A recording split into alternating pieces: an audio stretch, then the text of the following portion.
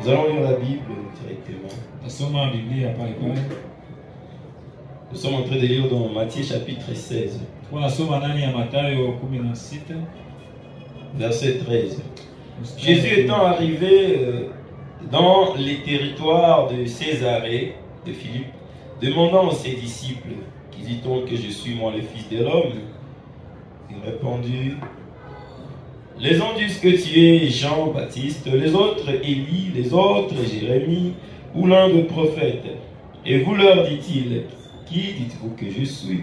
Simon-Pierre leur répondit, tu es le Christ, le Fils du Dieu vivant. Jésus prenant la parole lui dit, tu es heureux Simon, fils de Jonas, car ce ne sont pas la chair et le sang qui t'ont révélé cela, mais c'est mon Père qui est dans le ciel. Et moi, je te donne, et moi je t'ai dit que tu es Pierre, et que sur cette pierre je bâtirai mon église, et que les portes du séjour de mort ne prévaudront point contre elle. Je te donnerai les clés du royaume des cieux, et ce que tu lieras sur la terre sera lié dans le ciel, et ce que tu délieras sur la terre sera délié dans le ciel. Amen. Basi Yesu akaenda pande za Kaisari Filipi, akawauliza wanafunzi wake akasema, watu unena mwana wa Adamu kuwa ni nani? Wakasema, wengine unena huyu Yohana Mbatizaji, wengine Elia, wengine Yeremia au mmojawapo wa manabii. Akawaambia, nanyi mwaninena mimi kuwa ni nani? Simoni Petro akajibu akasema, wewe ndiwe Kristo, mwana wa Mungu aliye hai. Yesu akajibu akamwambia, heri wewe Simoni mwana wa Yona, kwa kuwa mwili na damu havikufunulia hili, bali Baba yangu aliye mbinguni. Nami nakwambia wewe ndiwe Petro, na juu ya mwamba huu nitalijenga kanisa langu, wala milango ya kuzimu haitalishinda.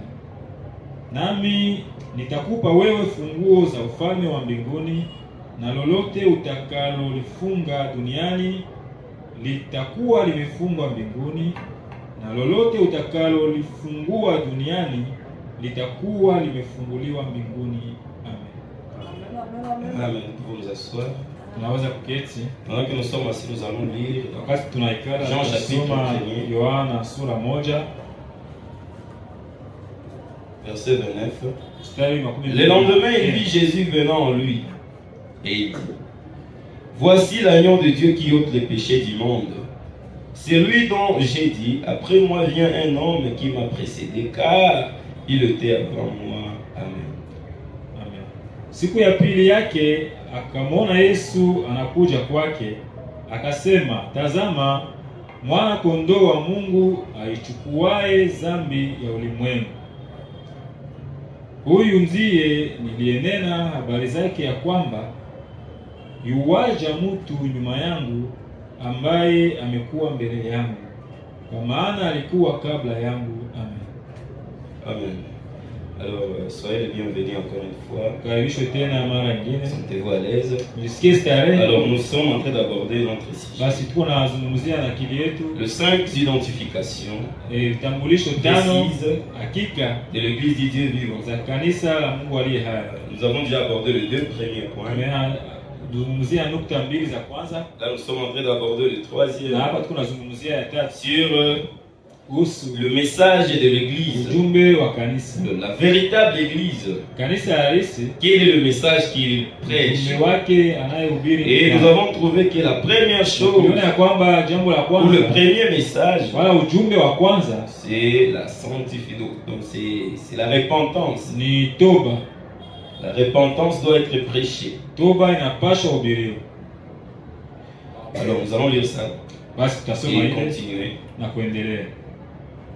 86, c'est dans la même prédication. 86. Maintenant, nous ne devons pas prendre trop de temps. Hapa basi hatuwezi kamata muda mingi. Pardon, nous ne voulons pas passer trop de temps. Hatupendi sur chaque kushika point. muda mingi kwa kila nukta. Quel est le message de cette église? Ujumbe wa kanisa hili. Qu'est-ce que cette église devrait enseigner? Hii kanisa lipaswa kufundisha Quel est nini? son message? Ujumbe wake ni Le nini? premier message qui Ujumbe me wa vient à kwanza ambao l'esprit, unanijia kwa que akili l'église, ambao kanisa c'est-à-dire le corps mystique, sema mwili wa asili enseignera, ça itafundisha sera la itakuwa repentance. toba. Amen. C'est la première des choses que l'église Ndio doit. jambo la kwanza ambalo kanisa inapaswa Alors, kufundisha. je saute, je prends 87. Naruka na kamata 87 Il dit: anasema C'est de lui que le prophète parlait. Ça veut dire de Jésus-Christ. manabii walizungumzia akisema Yesu C'est Kristo. autour de lui que gravite toute la Kando kando Bible. yake Biblia yote inazunguka. Tout tourne autour de Yote lui. yazunguka kando kando yake. Certainement qu'il saurait ce qui doit être enseigné. Alipaswa jua kile kinabidi Il kufundishiwa. saurait ce qui doit être fait. Alipaswa fanya Il kitakachofanyika. a dit: la Alisema repentance toba et la rémission de na péché ondoleo ya dhambi doivent être prêchées inapaswa à hubiriwa toutes les kwa nations mataifa pour yote servir de kwa témoignage, kuwa en ushuhuda commençant par Jérusalem. kuanzia Ça Yerusalemu. doit être prêché Inapaswa pour servir hubiriwa de témoignage, ili iwe ushuhuda commençant par Jérusalem. kuanzia La Yerusalemu. repentance Toba et la rémission de péché na ondoleo ya doivent dhambi être prêchés au nom de inapaswa hubiriwa Jésus-Christ. mjina la Quel est Yesu le Kristo. premier message de l'Église? Ile ndio ujumbe ya kwanza. Alors, ya nous kanisa. sommes en train d'aborder cela. Basi tuko nazungumzia La ile repentance au nom de Jésus-Christ. toba mjina la Yesu. Pourquoi seulement le nom de Sababu Jésus-Christ? gani jina la Yesu Pourquoi Kristo? pas dans un autre nom? Wala hapana jina lingine. Pourquoi seulement qu'il se soit prêché au nom Jua de nini Jésus-Christ? sitahusu jina la Yesu Alors Kristo. nous allons continuer dans cet angle-là Tutaendelea ndani ya aujourd'hui, Injili le ile leo dimanche, pour le nom du Seigneur Jésus-Christ. kwa jina la Yesu. Nous avons parlé ici léger de mardi. Tulisema hapa Nous avons siku ya montré que le pili, nom de Jésus-Christ kuonyesha ya kwamba jina la c'est Yesu le nom Kristo de Dieu. ni jina la Et Mungu. que ce nom-là Na jina est lile venu révéler ilikuwa la ufunuo puissance de Dieu à l'homme. uwezo wa Mungu Et kwa si le mwanadamu. pardon du péché Na msamaha wa ne dhambi peut être obtenu dans aucun autre nom, haiwezi pewa katika en dehors jina du nom du Seigneur nje ya Jésus-Christ, jina la Bwana la wetu puissance Yesu est cachée derrière le Kristo. nom de Uweza Jésus-Christ. unafichwa ndani ya Et on jina peut la le Yesu. découvrir Na unaweza que kujua quand on en tu, reçoit la wakati révélation. unapokea ufunuo wa Nous avons dit jina que le nom de Jésus-Christ, Tunaona kwamba jina la Yesu ce n'est pas comme n'importe quel autre sio nom. kama Et jina nul, lingine comme la gani. Bible le dit, Na hakuna kama ne vile peut tunasema, dire aweza Et kusema Jésus-Christ est Seigneur. kwamba Yesu Kristo ni Si ce Bwana n'est pas la révélation. kama sio kwa Donc il faut que Dieu te parle. Sema na wewe Mungu Il faut que Dieu te visite. Comme il akutembelee en a fait de kama Pierre. vile alitembelea Pierre était parmi les autres. Petro alikuwa Mais katikati Dieu ya a wengine, parlé. lakini Et quand il a parlé, na Mungu aliposema Jésus-Christ a dit, Dieu est à cause de cela. uko mwenye heri Parce que ce n'est pas la chair et le maana sang. sio mwili Ce wala n'est pas parce que les voisins l'ont dit. sio sababu Ce n'est pas parce jirani qu'ils ont alisema, prêché à l'église. wala Mais ilihubiriwa Dieu kanisani. a parlé à ton cœur Mungu et akasema na t'a moyo donné wako la na révélation. akapana Et à ufunuo. cause de Na cela, sababu ya ile je te donnerai les clés du royaume. nitakupa funguo za Pour commencer ufalme. à ouvrir Kusudi uanze et à kufungua fermer. na Et kufunga le ciel na mbingu actera. itakubali. En d'autres termes, quand le nom de Jésus-Christ est prononcé par révélation, le ciel Mbingu est sous, comment on peut dire chini ça? ya Est sous l'autorité de la personne qui a parlé. iko chini ya mamlaka ya Ou huyo alors, ambaye le ciel suit la personne mbingu pour inafanya huyo mtu. confirmer ce qu'il a dit sur la terre. Parce que le ciel, la seule chose qui peut l'engager, moja ambayo inaweza husika nayo c'est le nom du Seigneur Jésus. jina la Bwana Yesu Alors, Kristo. regardez ce qu'on nous a enseigné. Sasa one kenye Je tulitufundishiwa, voulais vraiment qu'on parle du nom de Jésus-Christ. ningetaka Parce que tuzungumzie c'est jina la Yesu Kristo. grâce à ces noms-là Maana que kupitia Dieu jina est ile pardonné. ndio Matthieu chapitre 6, verset 9. Mathayo 6. Voici donc comment vous devez prier. Tazama basi namna gani mnapaswa omba. Notre Père qui est au ciel, Baba yetu aliye juu que ton nom mbinguni, soit sanctifié. jina lako C'est litukuzwe. la première des choses qui intervient dans la prière. Kitu ya kwanza Que le nom du Seigneur Jésus-Christ jina la Bwana wetu soit Kristo sanctifié. itukuzwe. Et qu'est-ce qui signifie sanctifier le nom de Na Jésus-Christ? kutakasa kutukuza. Nous avons dit que personne Tulisema ya kwamba hakuna n'a le droit de dire, ambaye ana haki ya prononcer le nom de Jésus-Christ, jina la Yesu à Kristo. moins qu'il ne s'éloigne premièrement du Isipokuwa péché. kama anajitenga kwanza na La Bible dhambi. dit tout celui qui veut prononcer, yote ambaye profère anapenda akili le nom de Jésus-Christ, Jina la Yesu Kristo. premièrement il doit s'éloigner de tout mal. anapaswa Il jitenga doit na mabaya s'éloigner de yote. tout péché. Na En dhambi. d'autres termes, Kusema le tena. nom de Jésus-Christ Jina la Yesu Kristo. oblige, exige Inautishwa. une vie de sainteté. maisha ya utakaso. Tu ne peux pas le porter Hawezi et peleka continuer à pécher. na kuendelea Ça kufanya ne va dhambi. pas marcher. Haiwezi En endelea. d'autres termes, Kusema. si tu veux prononcer le nom de Jésus-Christ, Penda tamka jina la Yesu rassure-toi Kristo. d'abord que tu es loin du péché. Uwe na uhakika kama uko mbali na Rassure-toi que dhambi. toi et le péché, Uwe na vous dhambi. avez déjà divorcé. Mumekwisha Parce talipana. que pour que le nom de Jésus-Christ soit prononcé, il faut que la personne qui la prononce soit d'accord avec ces Au noms. kwanza na ile jina. Qu'il soit d'accord, donc bambatane na ile jina. Ambatane kwanza na ile jina. Vous voyez? Na Pour que les courants puissent se passer, kusudi umeme upite. il faut d'abord qu'il y ait une file adaptée. Kwanza kamba ambayo Si inastahili. vous mettez une file qui n'est pas Ukitia adaptée, kamba ambayo haistahili. cela peut exploser Inaweza et lipuka créer des dégâts. na inafanya Il maafa. en est de même du nom de Ni vile vile Jésus-Christ. kuhusu jina la Yesu Pour que Kristo. ça fonctionne, Kusudi ça exige itumike. une vie de Inaomba maisha ya sainteté, une utakaso. vie sanctifiée. Maisha ya kutakasa. Alors il dit, avant même que tu commences à Basi, prier, mbele dis watu que ton waomba. nom soit sanctifié, Sema kwanza, jina lako révéré, honoré. Iheshimike. Tu ne dis pas que le nom de Jésus-Christ soit sanctifié. Auseme jina la Yesu Avant que Kristo. toi-même tu ne sois d'abord Mbele wewe sanctifié. mwenyewe utakaswe. Et pour prononcer ces noms-là, Kusudi utamke ile dans jina. notre prière, Ndani ya nous devons d'abord nous rappeler Tunapaswa que c'est un nom kwanza saint. kwamba ni jina Ce takatifu. n'est pas n'importe quel autre nom. Jina haizuru gani. J'ai lu une histoire. Nimesoma historia Je ne fulani. sais pas si c'est vrai, Sio kama ni ya mais kweli. j'avais aimé l'histoire. Lakini On dit que les gens qui écrivaient la Nasema Bible, watu ambao walikuwa wanaandika Biblia ils écrivaient, walikuwa mais wanaandika, quand ils en arrivaient à citer, à arrêter le nom de lakini Jésus-Christ, wakati walikuwa wanafikia kutamka jina la Yesu wala même si kuiandika, ça il était bien, hata kama alikuwa il s'élevait d'abord là où il était, anasimama kwanza kwenye alikuwa, il allait se laver, anaenda kwanza puis osho, il se mettait à genoux, kisha anapiga et magoti, puis il priait, kisha anaomba, et puis il venait et transcrivait, kisha anakuja il anaandika, écrivait Jésus-Christ. anaandika Yesu Kristo. Il comprenait que c'était tellement Wanaelewa grand kwamba ilikuwa qu'il ne fallait pas l'écrire n'importe comment. namna Avant même de transcrire dans la Bible, kabla waandike tellement ils Biblia, avaient la grandeur de wao ces walikuwa na noms. ukubwa wa Alors, jina ils lile, en avaient la walikuwa na révélation ufunuo qui devait ya sanctifier kwamba ces noms. walipaswa takasa ile jina. Celui qui porte les noms de Jésus-Christ, il les Peleka sanctifie. ile jina ya Yesu anaitakasa, Ou alors il ne les porte pas. wala basi aiache asipeleke.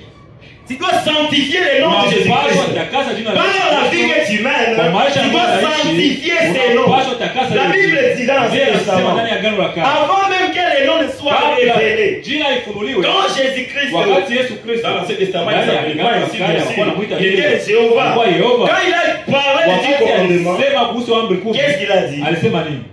Je vais vous dire ça. Exode chapitre 20, Nasomea verset ile 10. Kutoka makumi Tu ne mbili, prendras point le nom de l'Éternel ton Dieu en vain. hautakamata jina la wa milele wa Mungu wako kwa bure. Avant même que les noms ne soient proclamés, Mbele jina itangazwe, l'attitude, ile hali le comportement tabia à adapter ya kupeleka devant ces noms-là mbele ya ile était jina déjà proclamé avant. ilikuwa Il dit, quand mon nom viendra Nasema wakati jina et lako qu'il vous litakuja sera révélé, na itawafunulia, alors tu ne feras jamais l'erreur de prendre ces noms-là en vain, ile jina kwa de les bure, citer en vain, kuitamka kwa de les bure, prononcer indignement à d'autres termes. kwa usipostahili kuisema. Il dit, vous ne ferez pas cela. Anasema hautafanya hilo. Le nom de Jésus-Christ. Jina la Yesu Kristo. Tu ne prendras point le nom de l'Éternel ton Dieu en jina vain. la wa milele Mungu wako kwa bure. Pourquoi tu ne feras pas cela? Car l'Éternel ne te laissera point impuni. Wa milele hata kuacha bila. C'est lui qui prendra son nom en Yule vain. ambaye akamata jina lake bure. Parce que tu prends le nom de Maana l'Éternel, akamata jina la wa tu milele. dois t'éloigner de tout mal. Unapaswa jitenga Et na si tu mabaya. continues à porter ces noms sans t'éloigner de mal, l'Éternel ne te laissera pas impuni. Parce que tu apportes l'opprobre à ces noms. Buchafu kwa jina lile. Le nom de Jésus-Christ suppose la sainteté. Inaomba utakaso. Il est tellement grand que la vase qui porte ces noms-là se sanctifie avant de le porter. Voilà pourquoi, avant que les noms de Jésus-Christ ne soient appliqués dans le baptême, si la personne, on lui dit la première des choses, répands-toi avant de porter les noms. Parce que les noms que tu vas porter est saint. Et ça demande d'abord une vie sainte. Dans le cas contraire, ta vie ne changera pas positivement, mais changera négativement. Voilà pourquoi on dit à celui qui est vraiment baptisé de se baptiser. Il peut être baptisé au nom de Jésus-Christ, mais il n'a pas fait une bonne repentance. Quand il entend les noms de Jésus-Christ prêcher, par révélation, il comprend que c'est les noms qui sont. Il refait ce qu'il a fait. Parce qu'il a mal fait. Parce qu'on ne doit pas seulement le faire. On doit le faire en sanctifiant ses noms. Parce que c'est le nom de Dieu.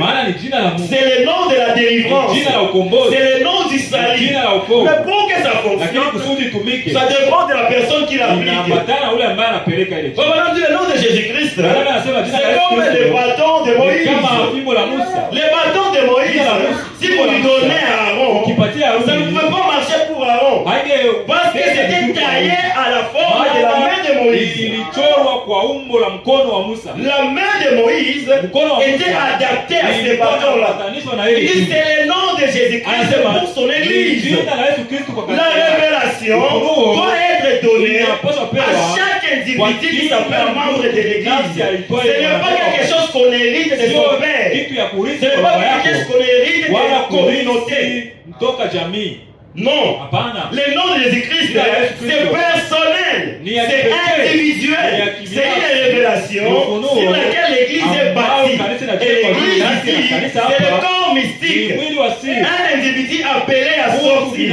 Il a entendu la voix de Dieu, il est sorti, il s'est repenti, il a pris le nom de Jésus-Christ avec lui. Par révélation. Pas par héritage. Mon père s'est baptisé au nom de Jésus-Christ. Je me baptise aussi au nom de Jésus-Christ. Parce que mon père m'a dit qu'il faut le faire. Non, Jésus a dit bien à Pierre, ce qui fait que tu sois élevé, c'est parce que ce n'est pas la chair et le sang qui t'ont révélé cela. Le nom de Jésus-Christ ne peut pas perdre sa force. Mais il faut qu'avant de l'utiliser, les conditions soient respectées. Si les conditions ne sont pas respectées, c'est là que les femmes nous a dit nous faisons échouer Jésus. Pas que ce nom n'est pas puissant. Parce que la Bible dit que ce nom est tout puissant.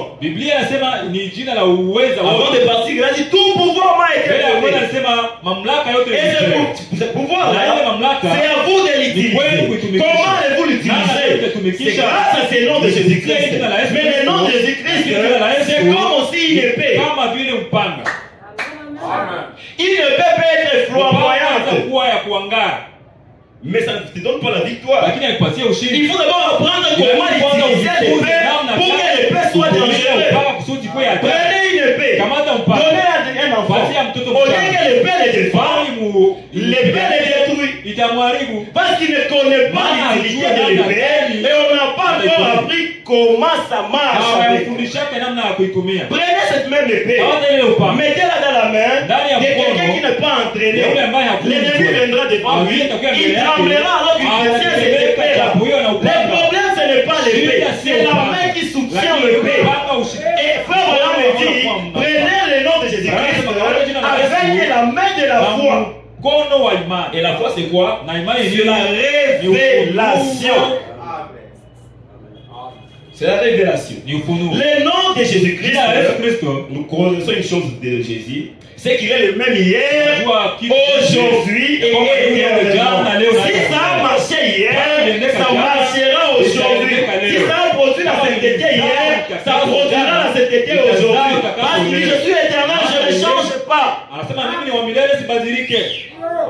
Il dit ce sont les gens qui changent. Ce sont les religions qui changent. Mais Jésus ne change pas. Le nom de Jésus-Christ produira une vie de sainteté. Pas seulement cela, mais une vie de puissance dans la vie de la personne qui la porte. Mais comment il a porté? Comment ça lui a été appliqué? Est-ce que c'était une révélation ou c'était un héritage familial? C'est une question que tu dois te poser. Je me suis fait baptiser. Et je récite la révélation du nom. Ou alors, j'ai suivi juste la voix des autres. Et j'ai pris le temps de me repentir. Ou je me suis simplement fait plonger dans l'eau. Et j'ai baptisé au nom du Père, du Fils et du Saint-Esprit. Ce n'est pas biblique. Quand tu es mal baptisé, tu peux être baptisé. Et quand bien même, tu t'es fait baptiser au nom de Jésus-Christ, sans avoir la révélation de ce nom-là, quand tu reçois la révélation, tu vas refaire cela. Le problème, ce n'est pas les noms. Le problème, c'est la personne qui utilise les noms. Est-ce que s'il y en a la révélation, et quand s'il y en a la révélation, tu t'éloignes du péché. Parce que tu sais que c'est que je parle, ça ne marche pas avec les péchés. Ceux qui vont chez les brigands là-bas, selon ce qu'ils disent, il y a des conditions. Et le diable, c'est un imitateur. Quand le diable fait quelque chose, ce n'est pas celui qui a inventé cela, non. C'est qu'il a pris seulement cela de Dieu, mais il a simplement perverti la chose. Le diable, c'est un pervertisseur. Mais chaque fois que vous le voyez faire quelque chose, c'est qu'il y a une partie de vérité dedans. Alors quand ils vont là-bas, il y a des lois, il y a des règles. On lui dit, je te donne la puissance, mais tu dois respecter ça. Et tant que tu respectes cela, ça fonctionnera. Si tu ne respectes pas cela, ça se retournera contre toi. Soit tu respectes les conditions, ça couvre à ton avantage, soit tu ne respectes pas les conditions, ça te détruit. Voilà pourquoi les personnes les plus pures des pécheurs, ils vont à l'église.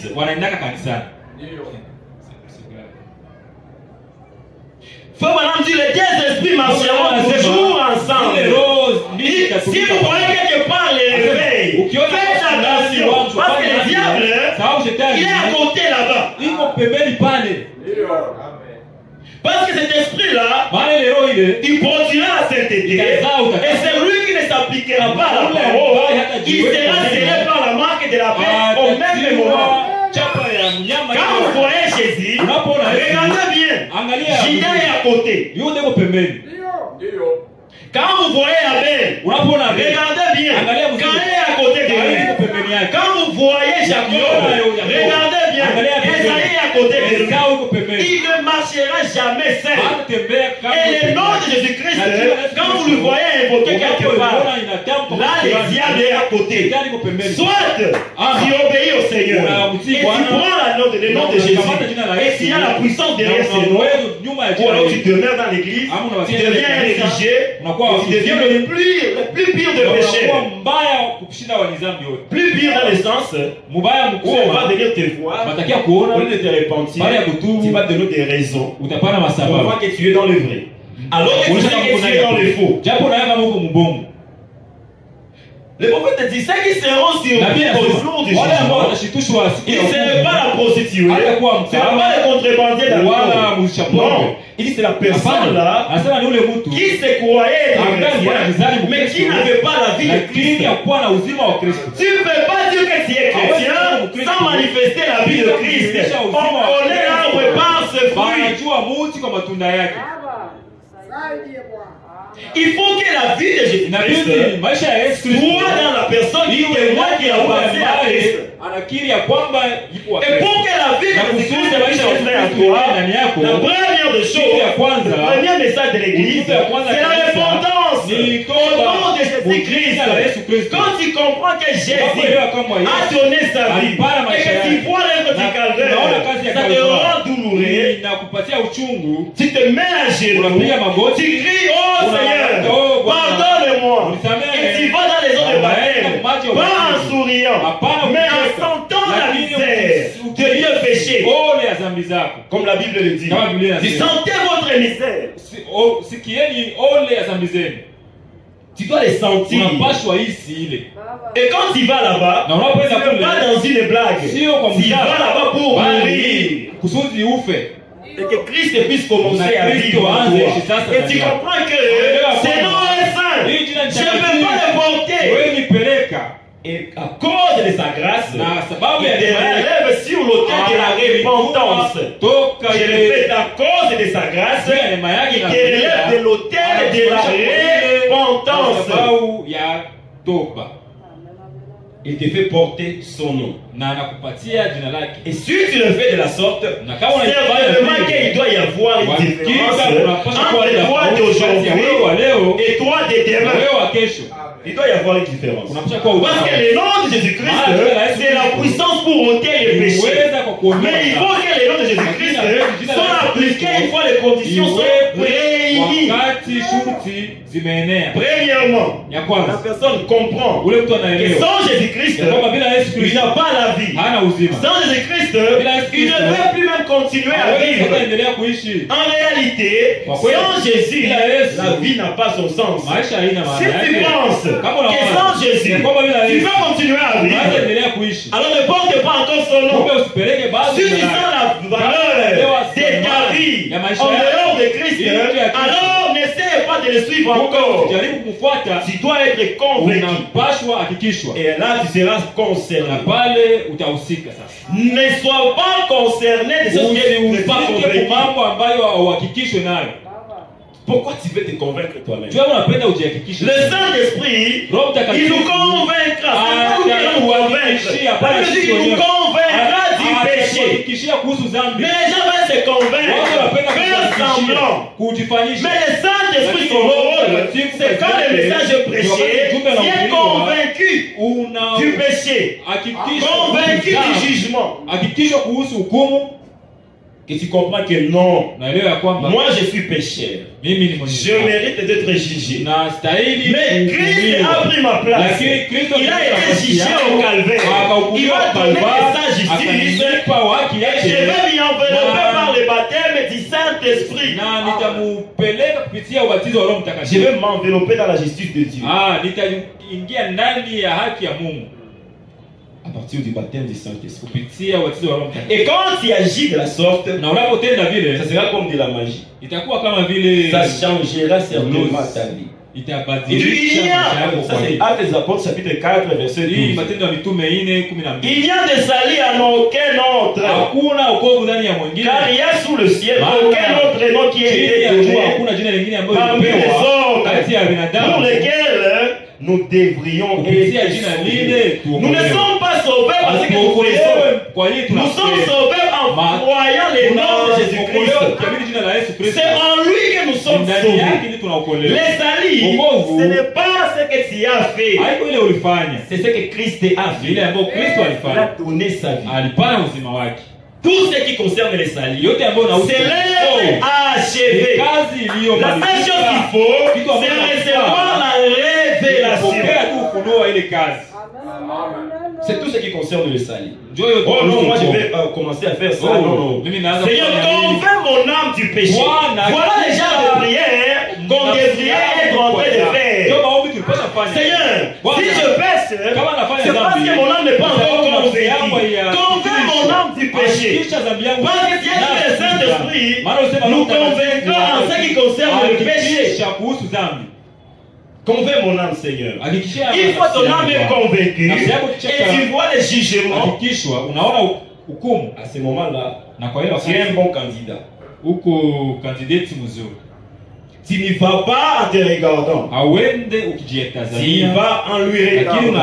Le nom de Jésus-Christ exige la sainteté. Ce n'est pas quelque chose qui est demandé. C'est quelque chose qui est exigé. Quand vous priez, dites que ton nom soit sanctifié. Est-ce que tu sanctifies le nom de Jésus-Christ? Ce sont des questions qu'on doit se poser. Suis-je en train de sanctifier son nom? Est-ce que je suis en train d'amener honneur, gloire au nom de Jésus-Christ? Est-ce que les mots que je porte, la manière de la porter, il apporte gloire et honneur? Que ton nom soit sanctifié. C'est ça un chrétien. Sa vie sanctifie le nom de Jésus-Christ. Et quand il voit qu'il n'y apporte pas la sanctification, il y part en se répandant. Parce qu'il sait que sa vie de tous les jours doit être en train de dire Saint et l'Éternel. Pas seulement que ton nom soit sanctifié. Non. Quand tu es en train de marcher, c'est lui qui est en train de te suivre. Il est en train d'entendre Saint, Saint l'Éternel. Ça veut dire que les actions que tu es en train de poser sont réellement écrites dans la Bible. Et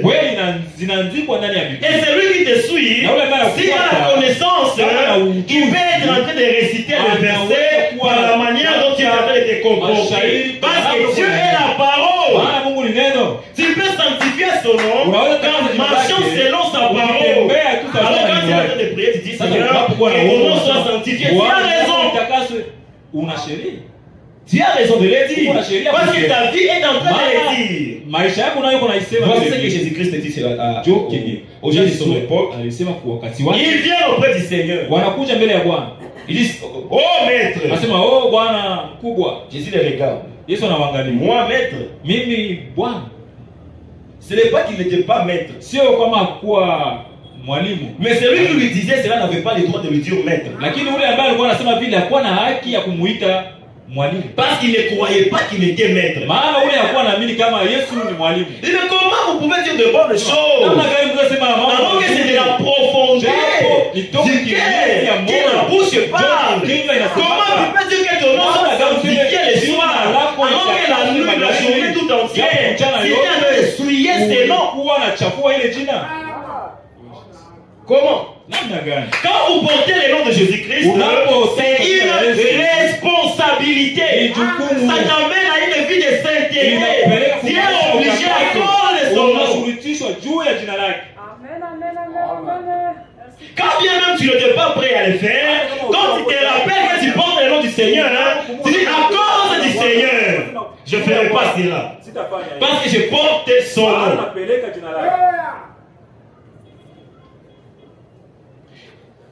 Quand tu utilises le nom de Jésus-Christ et tu n'as pas les effets, tu dois te poser aussi la question. Est-ce que je vis par ces noms? Vraiment, je vis par ces noms. Le nom de Jésus-Christ. Toi-même, tu ne crées pas le nom de Jésus-Christ. Toi-même, tu ne crées pas ces noms. Mais tu veux que les démons craignent ces noms.